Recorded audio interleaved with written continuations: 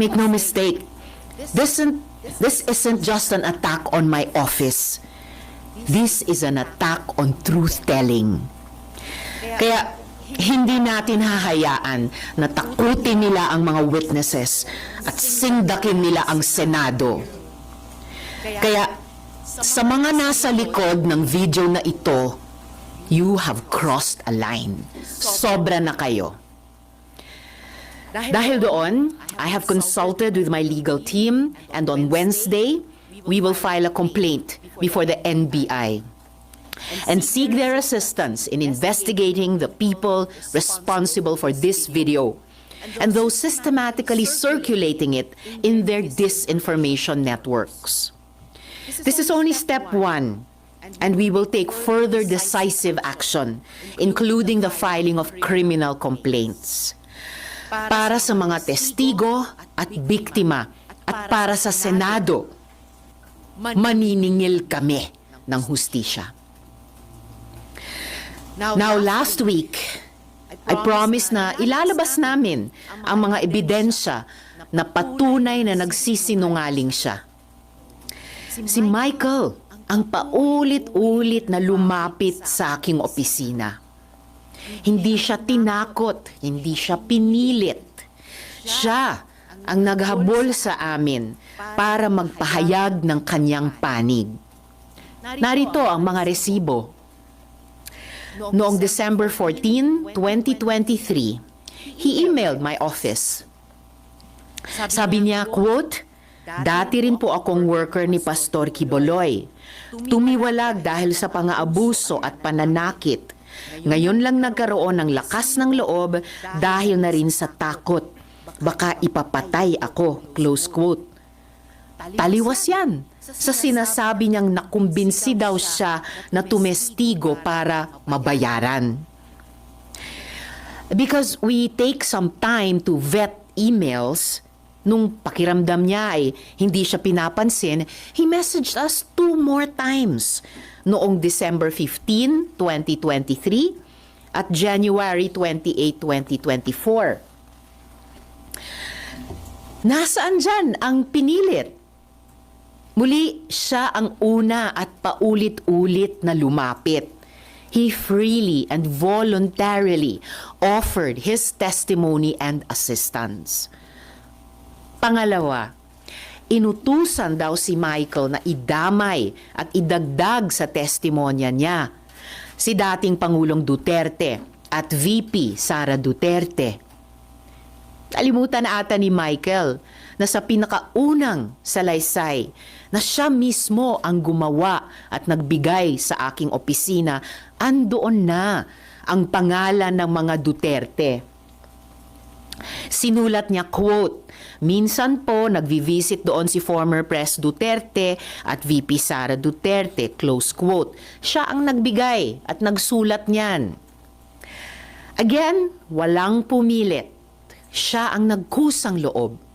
No one paid him. No one coerced him.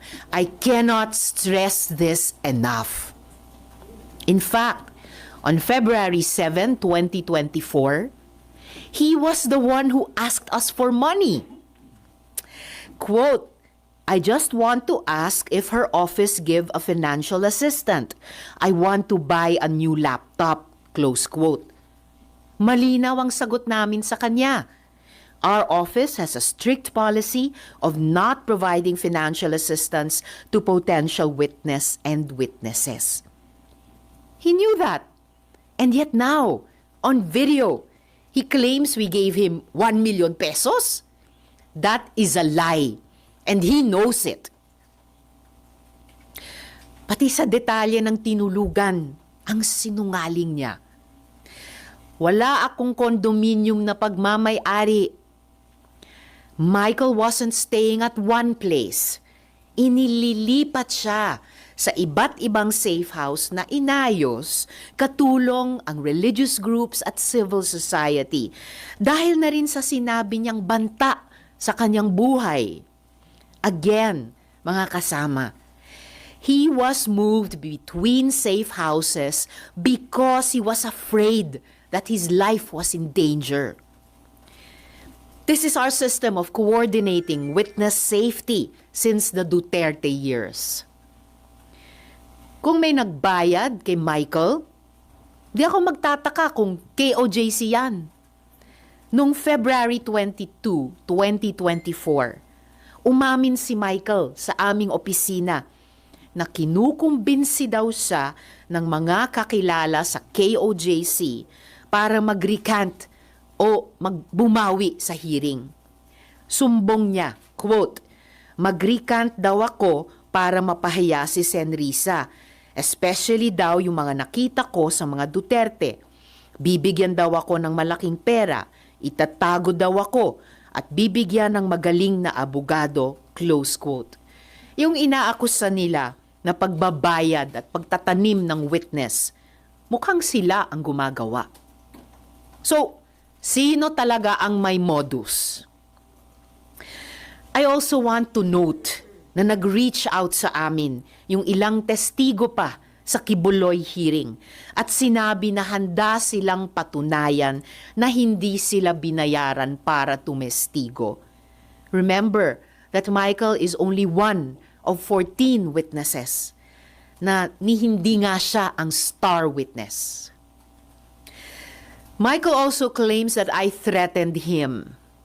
Yet, on June 22 and 23, 2025, just this month, just last week, Michael was the one frantically messaging my staff. Sabi niya, quote, "Help me, kinidnap ako at tinatakot ako ng kingdom. Dito ako kinulong sa Glory Mountain. Send rescue now," close quote. We took his messages seriously. We forwarded them to the PNP in Davao for immediate action. At noong kumikilos na ang PNP, biglang lumabas ang video. Bago pa iyan, nakailang mensahe na rin si Michael na hinaharas siya ng ilang hindi kilalang individual pagkatapos ng pagdinig sa Senado. Katulad iyan ng nangyari sa Farmally hearings, kung saan dokumentado namin yung pagsumbong ng witnesses na siya ay tinakot at hinaras ng kampo ng Farmally. Yan ang totoong modus nila. So this is the real pattern here. After testifying in the Senate, witnesses are harassed and threatened, and then suddenly flipped. So, let's call this what it is. Witness tampering, fake news, psychological warfare. Ang mga kasinungalingan ay insulto sa pagdurusa at tapang ng mga witnesses. Tandaan natin, 14 sila. Mga witnesses na naglahad sa mga abusong ginawa sa kanila ni Kibuloy at ng KOJC. Sinungaling na nga nang haharas pa. Michael exposed people who trusted the Senate with their stories. And these are people who were already afraid. Now they are in danger. Again, yan ang talagang kinagagalit ko. Hindi lang ito paninira. Those responsible for this video crossed a line and they will be held to account. Muli, I have consulted with my legal team and on Wednesday, we will file a complaint with the NBI. We will work with them for a full investigation into the people who created this video and the networks amplifying it. And we're not stopping there. We are preparing criminal complaints. To those behind this, you don't scare us, but you should be scared of the truth. Because no one gets to endanger our witnesses, my staff, or harass the Senate with impunity. We will not let this slide. We will fight back. Hindi nila mapipigilan ang katotohanan.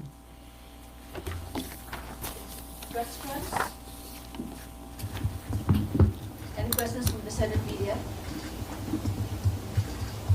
Yes, sir. I'm Asher po from PNP. Ma'am, are you saying Ma'am, are you saying na yung si Michael po now is pwede siyang biktima dito na ginagamit siya? Posibleng biktima rin si Michael, posibleng ginagamit siya. Pero kasabay ng pagdasal ko para sa kanyang kaligtasan, kung tulad ng takot niya, siya ay kikidnapin, kahit pinagdarasal ko ang kanyang paglaya at kaligtasan, kailangan managot din siya sa kanyang pagsisinungaling ngayon. And ma'am, meron po rin bang feedback yung PNP about ano po yung sitwasyon niya ngayon? Basta ang latest na alam kong ginagawa ng PNP noon ay kumikilos din sila agad doon sa finoward naming mga messages ni Michael noon lamang, June 22 at 23. Pero habang sila ay kumikilos na noon tungkol sa kanyang cry for help, yung kanyang hiling na ma-rescue siya, biglang lumabas na itong video na ito. Thank you. Next. Si Ma'am. Next, si Victoria. Sen Ann po from Brigada. Ma'am, after lumabas yung issue about kay alias Rene, si Attorney Roque said that ang dami niya raw pong invento and he even encourages the public po na magsampa ng ethics complaint against you para mapatalsik sa Senado. Any comment po regarding this? Bukas sa kahit sinong mamamayan na mag-file ng ethics complaint. Pero parang si Harry Roque ang maraming sinasabi. Umuwi muna siya. Humarap muna siya dito sa Senado. Haharapin ko siya kahit saan. Pero ngayon, bitawan na niya yung buhay pugante niya. Sen, after nung call ni Sen Roque, may ilang netizen na sabi nila, baka raw kayo pinupunterya kasi baka daw natitreten for you kasi baka daw tumakbo kayo for 2028 elections. Sa tingin niyo po ba, may possibility po ba na may ganung angle kaya pinupunterya po kayo? Anything is possible, pero para sa akin, saka na yung ganyang mga usapin na iyan, tututok muna ako dito sa mahalagang isyong ito na may kinalaman sa trabaho ko sa Senado. Kasama na po, syempre, yung pagiging Senator Judge sa isa pang importanteng proseso. Thank you po, Sen. Victoria Tulan. Hi, ma'am. Ma'am, may specific cases na kayo in mind against Michael or the people who might be behind this? At yung kay OJC ba part of yung mga taong sasampahan nyo ng kaso? Finalize po namin ang mga kasong ihahain namin simula sa Miyerkules sa NBI, kung sino ang mga tao at grupo na papangalanan ko na doon. And we will give you the final details before or on the day that we will file that complaint. At kasunod po niyan, gaya ng nabanggit ko kanina, naghahanda na rin po kami ng mga criminal complaints. Raymond Del Paz, DCRH. How does it feel? Ako personally, nakita ko yung video because it was shared by one of your colleagues. How does it feel na ganun yung nangyayari na you are on opposing political, naintindihan naman natin yung politika ninyo dito, but it is talking about the credibility of the Senate. And yet one of your colleagues is also sharing, kunyari may tanong kung totoo yung nilalaman ng video, pero the mere fact na it is being shared publicly doon sa kanyang personal social media account, hindi ba ito nakasisira dito sa mismong institusyon ninyo? Para sa akin, kaming mga senador, dapat nag-share kami ng katotohanan. Dapat hindi kami nag-share ng fake news. O tulad ng mga AI-generated video, dapat hindi kami nagpapadala o lalong hindi kami mismo ang nag-share ng anumang fake news. Okay. Thank you po, Ma'am Gonzales, General. Ma'am, dun po sa mga balak ninyong kasuhan on Wednesday, can you share kung meron po bang malaking personalidad? Will there be any politicians or political group? Kahit po in general lang. Well, truly, pina-finalize pa namin yung kasong ihahain sa Miyerkules plus yung mga kasunod na criminal complaints. Kung merong mang malalaking tao o malalaking grupo, basta't di tulad ng mga nag-imbento nitong video na ito, halimbawa, meron kami ng lahat ng mga resibo para pagbasihan ang anumang mga kasong ihahain ko. Okay, next po, Robert Mano. Please, Good morning, ma'am. With the recent incident, ma'am, nakikita nyo ba na hihina yung isinagawa niyong investigation because sa pag-recant niya, magpapahina because baka sabihin na, hindi, mahina naman palang kumuha ng mga testigo at nagbabayad pala kayo ng testigo? Pinabubulaanan namin at kayang pabulaanan hanggang sa huling araw ng 19th at 20th Congresses yung mga akusasyon nila gaya ng nakita nyo sa mga resibo. Definitely the contrary ang epekto nitong mga ginagawa nilang fake news. Sa pakiramdam ko po, lalo lang lumalakas yung findings at recommendations ng aming investigasyon laban kay Apollo Kibuloy at sa KOJC. At muli, hindi lamang si Michael ang testigo. Maalala po natin, 14 sila, ni hindi siya ang star witness. At yung iba sa 13 pang witness na yon ay nag-reach out na sa opisina ko para sabihing handa nilang patunayan. Sabihin muli na sila'y nagtestigo ng malaya at hindi sila binayaran. At sisiguraduhin ko rin na yung committee report, draft committee report namin dito sa investigasyon laban kina Kibuloy at sa KOJC, na muli, salamat kay Sen. Rafi, siya ang unang pumirma niyan. Gagawin po namin ang lahat ng tamang paraan, maging bahagi pa rin ito ng record ng 20th Congress. Dahil walang fake video or ano pa mang magagawa sila na pwedeng takpan yung katotohanan ng nakapaloob dyan sa committee report na iyan ng aming investigasyon. Thank you. Meron pa po sa Kibuloy issue. Sana lang. Sige kaya. Ma'am, sinong tingin niyo nasa likod ni Michael Mauricio para gawin niya to at bumaliktad siya? Yun yung aming gustong i-establish. Sinabi for one ni Attorney Torreon na hindi daw sila. So sino hanggang ngayon? Wala pang nagkiklaim ng authorship nitong magaling na video nila ng panay fake news naman. Bakit ayaw nilang aminin o angkinin? Dahil di tulad nga namin na kumpleto ang mga resibo kay Michael at sa lahat ng aming mga witness, lahat ng resibo para sa investigasyon ay kumpleto kami. Hindi tulad nila na wala silang mapatunayan dahil panay kasinungalingan ang video nila. But are you of the belief that he's acting not on his own? Someone is behind him? There is definitely someone behind him.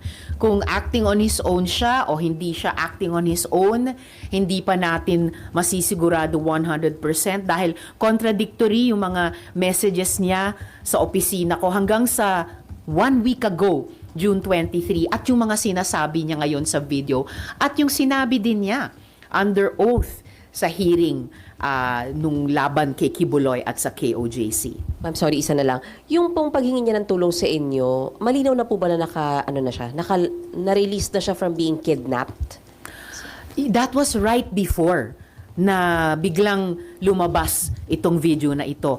Nag-message siya prior to June 2025 na takot dahil may nanghaharas sa kanya. Nag-message siya prior 2025 na nililigawan siya, inaalukan siya ng bayad, ng malakas na abogado.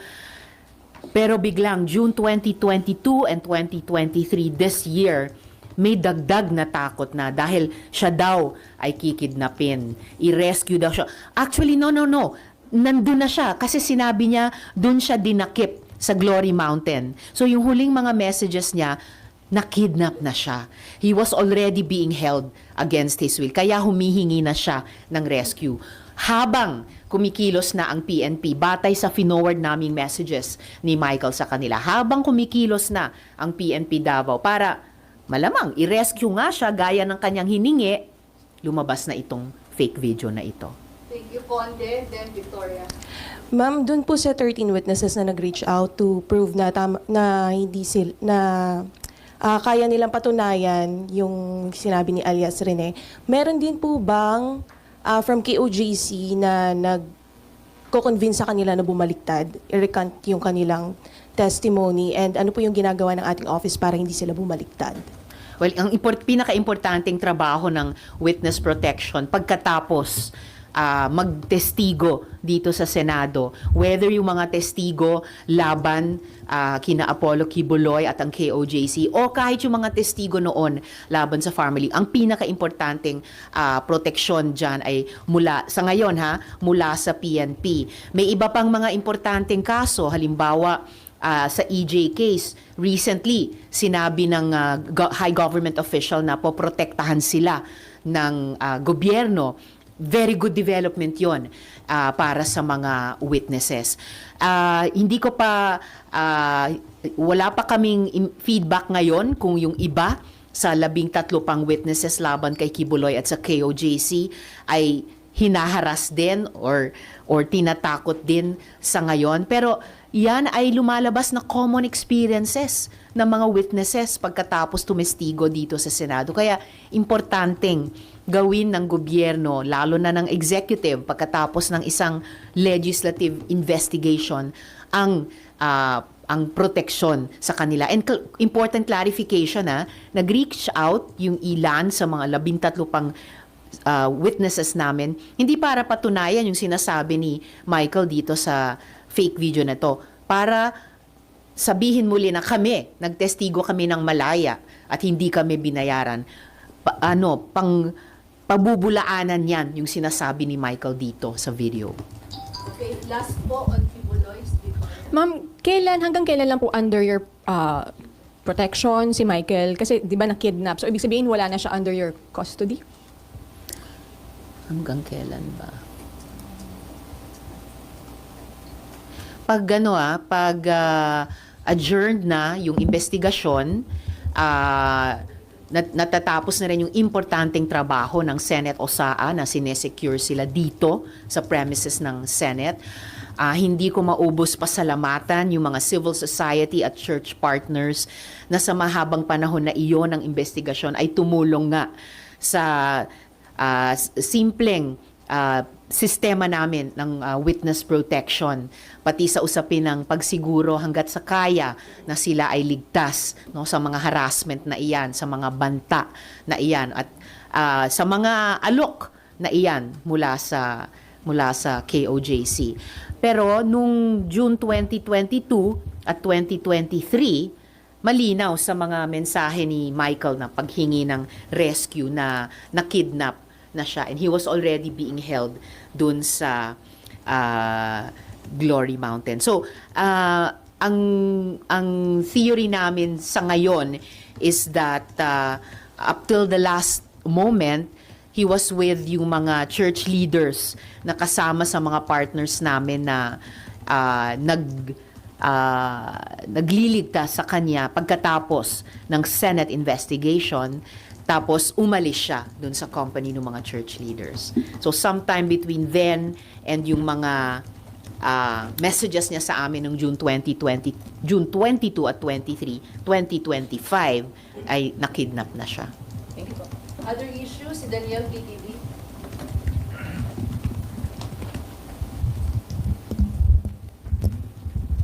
Hi ma'am, good morning po. Ma'am, morning. tanong ko lang po, I'm not sure kung nasagot nyo na rin sa mga interviews nyo, pero may panawagan po kasi na gawing pong bukas yung bicameral conference committee dun po sa budget.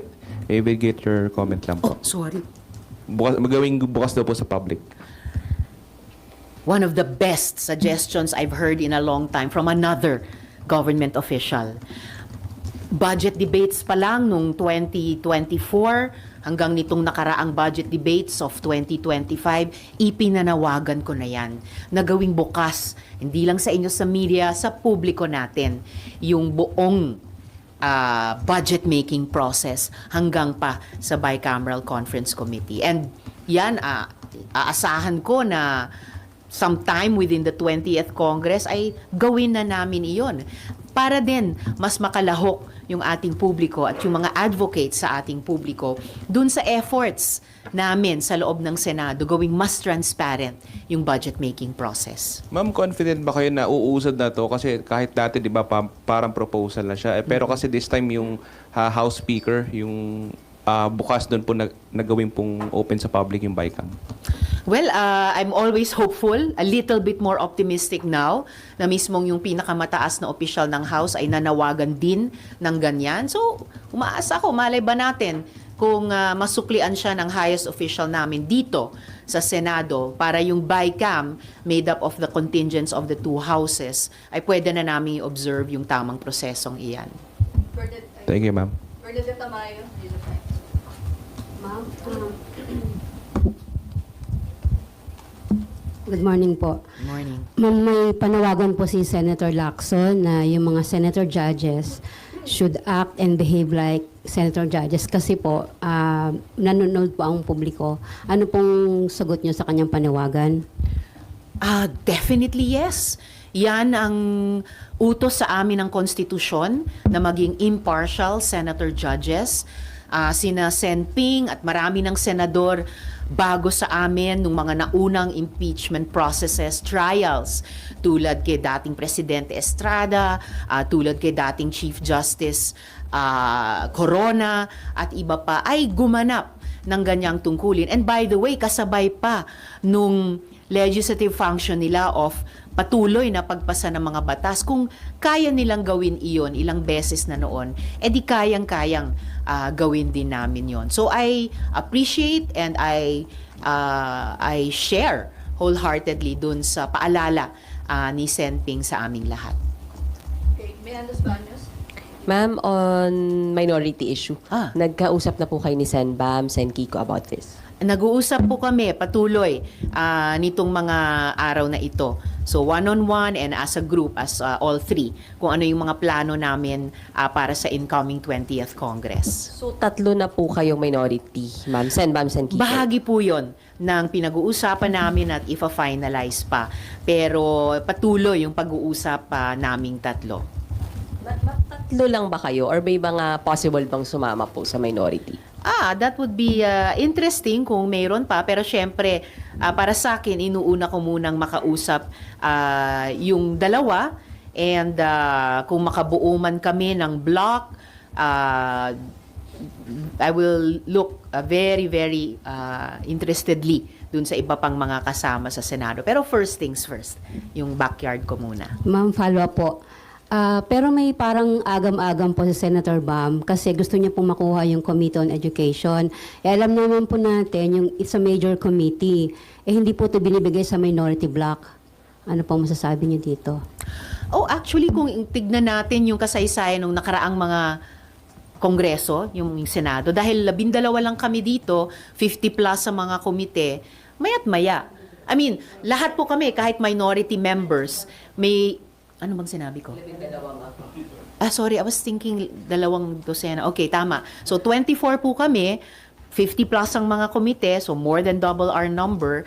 And tulad ngayon sa outgoing 19th Congress, kahit kami, or at least ako, kasi minority leader hindi, at least ako, humawak ng komite. And I'm sure if we look back sa mga nakaraang kongreso, may mga minority members sa Senado na humawak din ng mga importante o major committees. Yung kay Sen Bam, ang bawat isa po sa amin dito sa Senado sa pag-organisa ng bago o papasok na kongreso have to make our own decisions. Ang masasabi ko lamang I look forward na maging bahagi man ako ng minority or maging bahagi ng independent bloc or isang independent senator. Dahil ang mga senador naman, lalo na't habang tumatagal sa Senado, nagiging subject matter experts sa kanilang pangunahing advokasya. So may chairpersonship o wala sa katumbas na komite, pwedeng mag-set up ng platform, whether sa minority or sa isang independent bloc para sa bawat isa. And I think importanteng pagsasalamin yon dun sa mga issue at issue campaigns na dinadala ng ating mga kababayan pati sa labas ng Senado kasama ang oposisyon. Raymond, tapos si Amor, si Victoria. Ma'am, dito ako kay Alice Guo kasi Yes. yung Manila RTC naglabas ng decision in favor, parang naayon doon sa naging recommendation ng inyong committee. So what does it tell after itong nangyaring ito? It tells na yung finding at recommendation ng Senate Committee on Women, Children, Family Relations and Gender Equality laban sa human trafficking ng mga pogos at yung marami pang krimen na na-unearth, nakakabit ng pogo na yan ay vindicated pati ng isa pang branch of government ng judiciary mismo. So isang napakagandang development ito. Nagpapakita na kayang magtulungan ang at least dalawang branches of government sa isa't isa on any one legislative inquiry or investigation para siguruhin ang public safety, para siguruhin ang karapatan ng mga kababaihan at bata, para iwasto ang mga kahinaan o di kaya pagkukurap sa mga regulatory bodies natin na dapat ay nagsisiguro sa seguridad hindi lamang ng ating bansa pero ng ating mga kababayan. We still have to remain alert. Hindi pa tapos ang problema sa POGO. Kaya I believe the PNP and the other law enforcement agencies should remain on high alert dahil hindi po talaga natitigil yung mga ulat ng mga krimen na nagpapatuloy na mukhang at lumilinaw kakabit pa rin sa dating POGO network. Yun lamang isang pinakabagong balita na yung mga dating nagtatrabaho sa mga POGO ay ngayon nakikita o nahuhuling nagtatrabaho sa ibang mga formang scamming operations pero scam pa rin. Hi ma'am, balikan ko po yung minority and then impeachment. Ma'am, is it safe, hindi pa po ba sure that you and Senator Kiko and Senator Bam will be part of the minority bloc? Meron pang chance for you to be independent bloc? Paano po ba yun? Okay. Well, yun na nga yung bahagi pa rin ng work in progress. It takes a little time dahil syempre pagkatapos ng kampanya may konting pahinga, maaring may konting biyahe, nagpapasalamat sila sa mga base na sumuporta ng kampanya, bumoto sa kanila. So it takes a little time. Pero we are applying ourselves to it, itong mga araw na ito, work in progress na ito. And again, ano man yung maging individual na desisyon ng bawat isa, nagre-respetuhan kami dito sa Senado, and we will still work out ways to work together optimally, whether sa bloke namin or kung mangyari nasa magkakaibang bloke. As for the minority, mas makikita din natin sa umaga mismo ng July 29 sa opening of session. Kasi, syempre, yung pagbuo ng minority ay konektado rin sa bubuuin nilang majority. No? Anong path ang tatahakin ng mga bloke na gustong maging minority? Yan, work in progress talaga yon. But definitely kayo ma'am, you won't be part of the majority bloc. I will not join the majority again. I haven't been part of the majority in almost 9 years. And tingin ko, consistent sa pagiging miyembro ko ng minority. Either manatili sa minority or magbuo ng isang independent bloc o maging independent. Hindi lang dahil sa nakaraan, pero dahil din sa kinabukasan. Gusto ko talagang magsalamin kami o magsalamin ako dito sa loob ng Senado dun sa mas malakas na oposisyon na gusto kong buuin namin, tulungan naming buuin sa labas ng Senado. And sorry ma'am, impeachment lang po. Ma'am, your thoughts lang po dun sa recent developments. Nagkaroon na po ng answer ad cautelam si VP Sara and then sinagot na po ito ng House Prosecution. But wala pa rin daw pong mangyayari ngayong break hanggang until July, at least July 28 or 29. Your thoughts on that, ma'am? Well, pinangahawakan ko yon na may anunsyong mag-uupo ulit because the court is still in session. Take note. Magko-convene kami ulit bilang korte sa July 29. At doon namin sama-sama in person mako-consider yung formal answer ad cautelam ni VP Duterte at yung reply na pinadala naman ng prosecution. Parehong kinomply nila yan within the specified time frame ayon sa rules of impeachment ng Senado. So muli, mga patunay na di tulad ng sinasabi ng iba, the impeachment trial is alive and ongoing. And at any one time, may mga motions din na pwedeng isumite ang sino mang panig sa kanila para sa konsiderasyon ng aming mga senator judges. At ako rin, bilang isa sa mga senator judge, I will present yung opinion ko at eventually yung boto dun sa formal answer ad cautelam at pati sa reply. Ma'am, last week sabi po ni SP, senator judges can parang present any motion and that includes the motion to dismiss or motion to convict. Ano lang po ang reaction niyo po nun? The motion to dismiss, as far as I understand it, kasama na dun sa formal answer ad cautelam ni VP Duterte. Pero para sa amin, mga senator judges, ibang understanding ko sa tungkulin namin. It is to conduct a trial. In fact, sinabi nga, ad nauseam yung pinagdebatihan pa namin, it is to conduct a trial forthwith. At para makaboto kami eventually na convict ba, acquit ba, kailangan naming madinig ang mga ebidensya sa bawat article of impeachment. Kailangan naming matignan at mapakinggan ang bawat witness sa bawat article. Due process requires it. Hindi naman pwedeng meron lang motion to dismiss, pagbobotohan na namin, dismiss, in effect, acquit. Gayon din, hindi naman pwedeng, hindi pa kami nagkukondukta ng trial, boboto na kami, convict. So, hindi yan patas, whether sa prosecution, whether sa impeached official, higit sa lahat, sa ating publiko. Kailangan, tulad nung napag-usapan nating budget bycam kanina, kailangan marinig ng buong publiko ang trial na ito laban sa isang impeached official. So hindi po ako sumasang-ayon na karapatan namin bilang Senate Impeachment Trial Court pagbotohan at pagdesisyonan na ng niwala pang isang unang minuto ng trial yung motion to dismiss na nakapaloob sa ngayon sa formal answer ad cautelam. Kailangan umupo kami bilang senator judges, ikondukta ang trial at saka lamang magdesisyon at bumoto kung convict ba o acquit ba.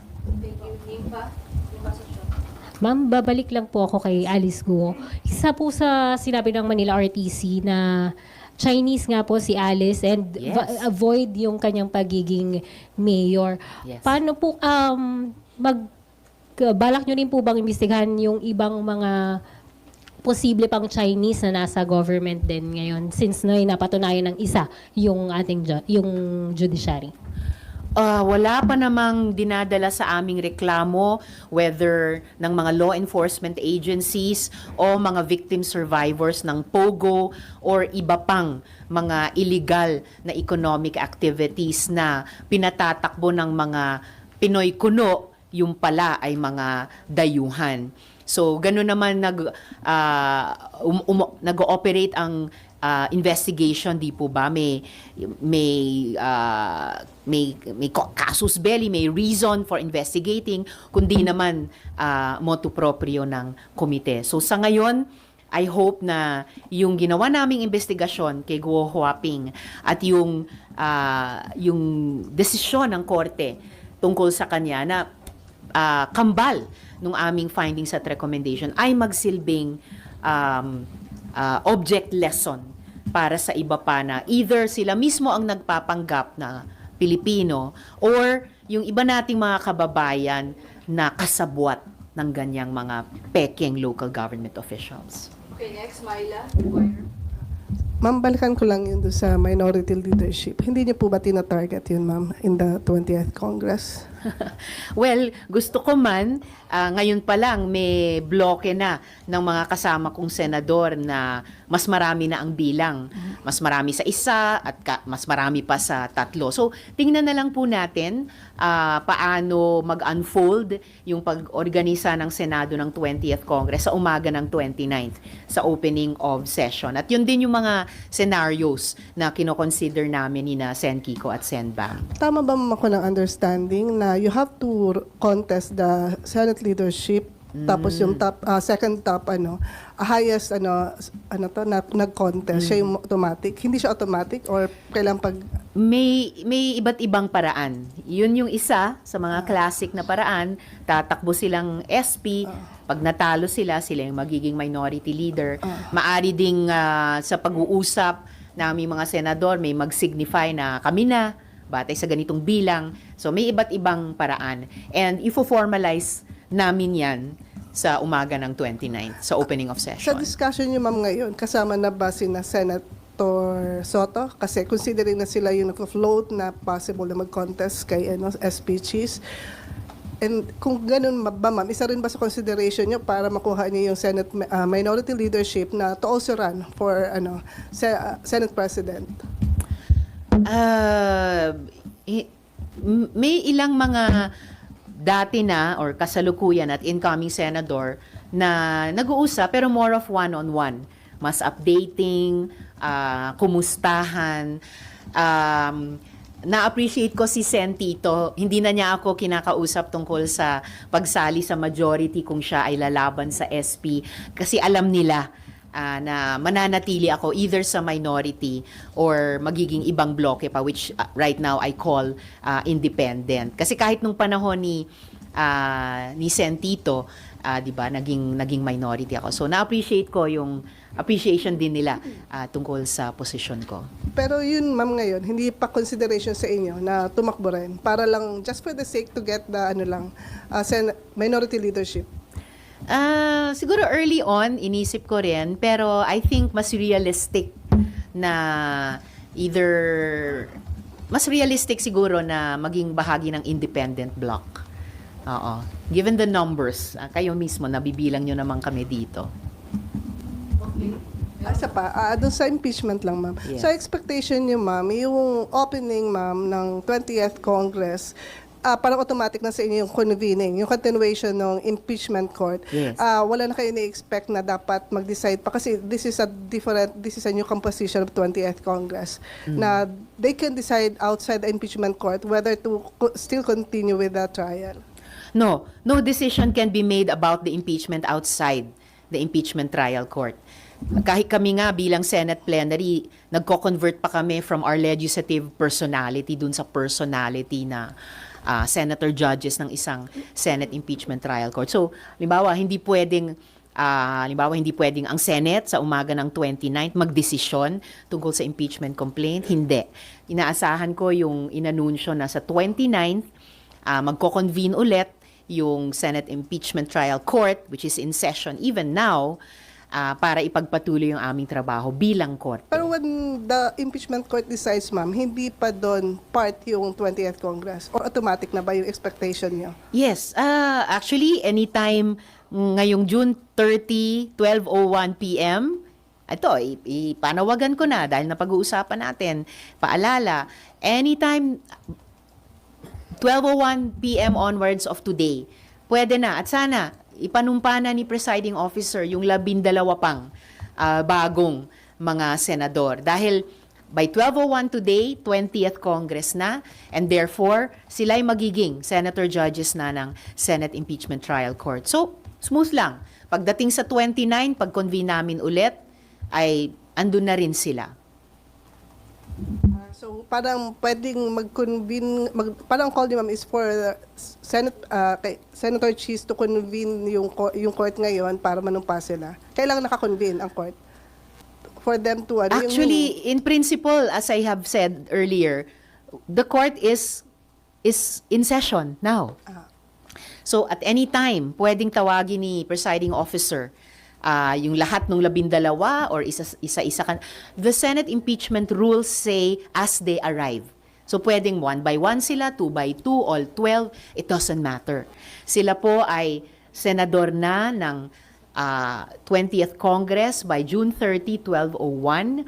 At dahil in session ang impeachment trial court, at any time, sana mas maaga, panumpain na sila ni presiding officer. Sana wala nang ano pa mang delay or aberya between now and the 29th. When in fact, anytime between now and the 29th, pwede na nga mag-convene. Pero sige, kung 29th, basta ituloy namin ang aming pag-upo bilang korte at pagtrabaho sa impeachment trial. Okay, may dali pa. I'm sorry sa nalansabi. Nandun pa rin ako sa minority. Ma'am, mas malamang na mag-independent na lang po kayo nila Senator Bam kesa minority? Sorry, what? Mas malamang po bang mag-independent block na lang kayo kesa sa minority block? Based lang on the numbers, unless may dramatic shift in numbers na usually hindi nagkakaroon ng dramatic shift sa ganyan sa Philippine politics. Just based on the numbers, pangarap ko man kami yung maging minority, mas realistic sa tingin ko lang. Just based on the numbers of the probable majority and the possible minority. Based on the numbers, mas realistic na maging bahagi ako ng isang independent bloc or basta maging isang independent senator. Okay, yun pa. Ma'am, since magbubukas na yung 20th Congress and magfa-file na kayo ng mga bills nyo, ano po Yes. yung mga priority bills? Okay, excited ako na mag-file at refile ng mga bills, lalong-lalo na para sa ating mga manggagawa, mga senior citizens at saka mga kabataan. So, kasama sa mga top 10, 20, 30 priority measures namin, yung wage hike bill na umabot sa advanced stage of legislation ng 19th Congress. So kaagad i-refile and per Senate tradition dahil umabot sa advanced stage sa 19th Congress, inaasahan kong maaga namin maipasa sa 20th. Magfa-file din po kami, mag-refile ng Universal Social Pension para sa mga senior citizens and then of course para sa ating mga kabataan at saka iba pang kababayan yung Power Bill, yung protections for online workers, entrepreneurs, riders at raketera at iba pa, Power Bill. Yun. Of course. So, GSK Quality Bill, kasama sa priority i-refile. At hari nawa, maipasa na. Yes, thank you. Siguro si Badet. Ma'am, balik lang po ko dun sa impeachment. Yes. You're hoping na sana po mag-take na ng oath yung mga new set of senators as senator judges. Gaano po kayo kasigurado na magko-crossover sa 20th Congress yung ano? Kasi may nagko-question na hindi siya pwedeng tumawid sa 20th Congress. Gaano po kayo kasigurado? Ano pong pinanghahawakan yung principle para ito ay makatawid, maka-crossover sa 20th Congress po? Pinanghahawakan ko yung mga Supreme Court rulings na ang impeachment ay non-legislative function at yung non-legislative functions ng Senado ay hindi apektado ng legislative calendar ng Senate. Pinanghahawakan ko kahit yung condition, isa sa mga condition nung mga bumoto na i-remand yung impeachment complaint sa House of Representatives dahil pangalawang condition nila yung kailangan mag-certify yung House of Representatives of the 20th Congress that they are willing and ready to continue prosecuting the impeachment complaint. At pagtawid niyan sa 20th Congress, kahit may mga narinig na tayong ingay mula sa ibang panig na hahamunin na naman nila yung pagpapatuloy sa 20th, well, we have the motion to dismiss mismo sa loob ng formal answer ad cautelam ni VP Duterte. I am prepared and we will be prepared i-argue na kailangang tapusin ng Senadong Impeachment Trial Court ang kanyang trabaho dahil sabi ng konstitusyon at nakapaloob na rin sa rules ng Senate para sa impeachment na kailangan magkondukta ng trial at mag-render ng desisyon sa pamamagitan ng boto kung convict ba o acquit ba. Okay, thank you. Thank you very much.